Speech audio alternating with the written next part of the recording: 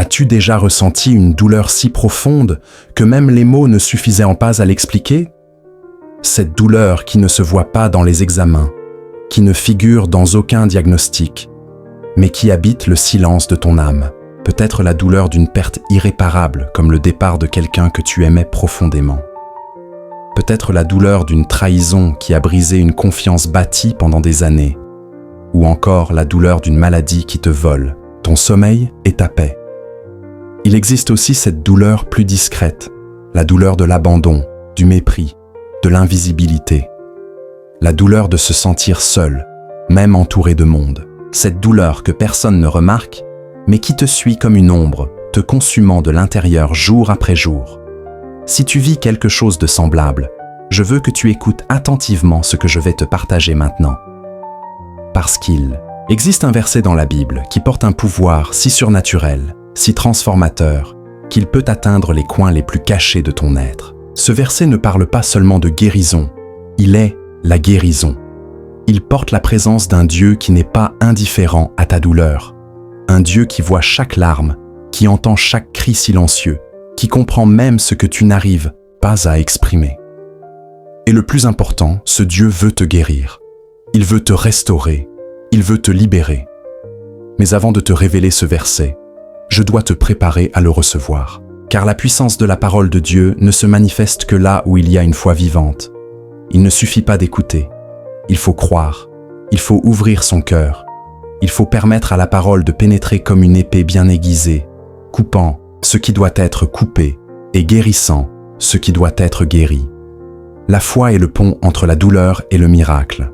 Elle est le lien invisible entre la souffrance et la guérison. Et le mieux, tu n'as pas besoin d'une foi immense. Jésus a dit qu'une foi de la taille d'une graine de moutarde suffit. Petite, simple, mais sincère. Une foi qui dit « Seigneur, je crois ». Même si tout autour de moi dit le contraire, je choisis de croire. La Bible dit en Matthieu 8, 17 que Jésus a pris nos maladies sur lui et qu'il a porté nos souffrances. Et dans 1 Pierre 2, 24, l'apôtre confirme « Par ses blessures, vous avez été guéris ».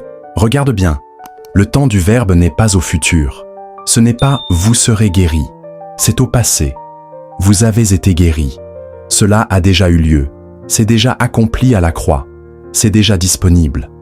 Mais alors, pourquoi souffrons-nous encore? Parce que bien souvent nous portons encore des fardeaux qui ne nous appartiennent plus. Nous essayons de résoudre seuls ce que seul Dieu peut transformer. Nous nous accrochons à la douleur, à la peur, à la culpabilité, comme si elle faisait partie de notre identité. Mais ce n'est pas le cas. La douleur n'est pas ton identité. Le traumatisme n'est pas ton destin. La maladie n'est pas ta sentence. Maintenant, écoute attentivement. Le verset qui révèle la guérison pour toute douleur se trouve dans Ésaïe 53, 5. Mais il était blessé pour nos transgressions, brisé pour nos fautes. Le châtiment qui nous donne la paix est tombé sur lui, et c'est par ses blessures que nous sommes guéris. Lis-le à nouveau lentement, en silence. Laisse ces paroles entrer dans ton cœur. Ce verset est bien plus qu'une promesse. C'est une déclaration spirituelle, une révélation divine. Il dit que Jésus a été blessé pour que tu sois restauré. Il a été brisé pour que tu sois relevé. Le châtiment qu'il a subi a payé le prix de ta paix et par ses blessures, tu as été guéri.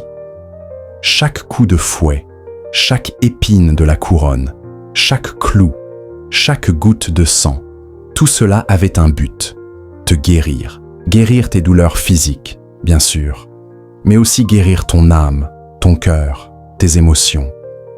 Guérir l'anxiété qui t'étouffe, guérir la dépression qui t'épuise, guérir les blessures de ton enfance, les marques du rejet, les cicatrices de la solitude.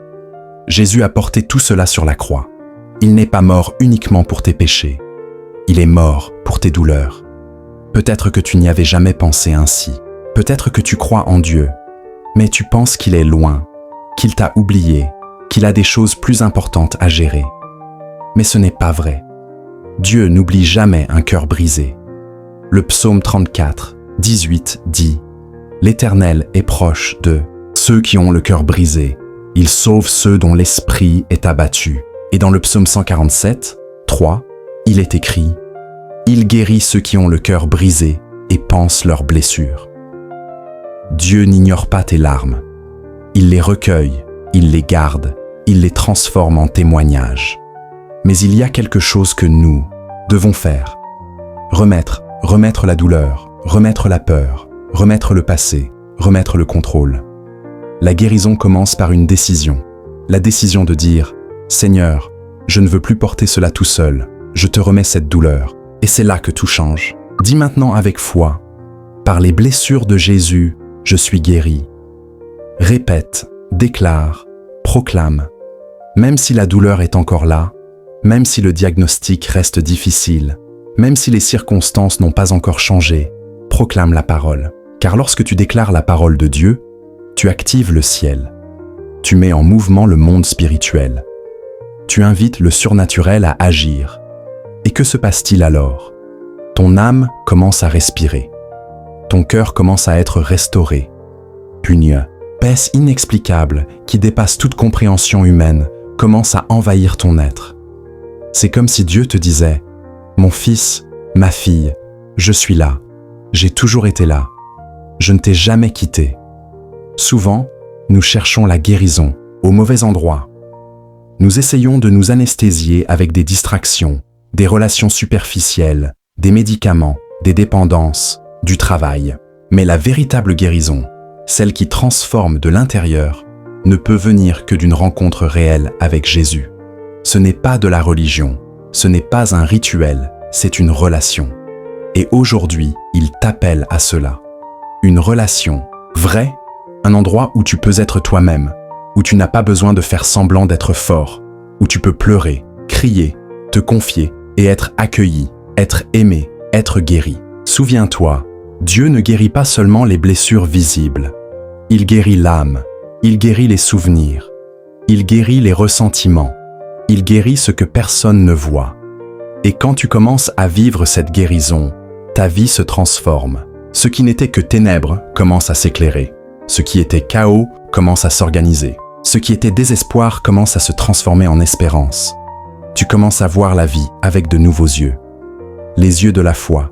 Les yeux de celui qui sait qu'il n'est pas seul. Parce qu'en vérité, tu ne l'as jamais été.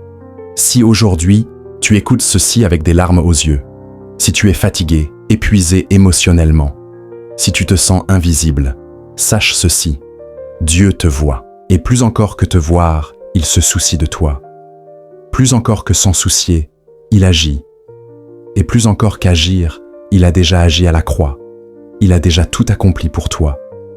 Alors maintenant, ferme les yeux, respire profondément, pose ta main sur ton cœur et dis « Seigneur, je remets ma douleur entre tes mains. Je te remets ce qui me fait souffrir. Guéris-moi avec ton amour. Je crois en ta parole. Je déclare, par les blessures de Jésus, j'ai été guéri. Même si je ressens encore la douleur, je choisis de croire en ta guérison. Même si je ne comprends pas tout, je choisis de faire confiance à ton amour. Car ton amour est parfait et ton amour me suffit. Continue à déclarer cela chaque jour, pas seulement avec tes lèvres, mais avec ton cœur, avec foi, avec espérance. Car la parole de Dieu ne revient jamais sans effet. Elle accomplit ce qu'elle promet. Elle restaure ce qui est brisé. Elle renouvelle ce qui est épuisé. Et si tu continues à marcher dans la foi, tu verras la douleur disparaître. Les larmes cesser, la guérison venir. Elle ne sera peut-être pas instantanée, elle ne se produira peut-être pas comme tu l'imaginais, mais elle viendra. Dieu n'est pas un homme pour mentir. Il est fidèle à sa parole, et sa parole dit « Par ses blessures, nous avons été guéris. » Alors relève la tête, respire profondément, et marche vers ta guérison, car elle est déjà là. Elle a déjà été conquise. Elle a déjà été libérée à la croix, dans le sang, dans l'amour. Et si ce message a parlé à ton cœur, s'il a touché une zone sensible de ton âme, partage-le avec quelqu'un qui en a besoin. Peut-être que la guérison d'une autre personne commencera par ce message. Et si tu veux continuer à recevoir des paroles qui nourrissent ta foi, te fortifient et t'approchent de Dieu, abonne-toi à la chaîne Rocher Solide et laisse un like. Que le Seigneur te bénisse avec paix, force, foi renouvelée et guérison complète au nom de Jésus. Amen.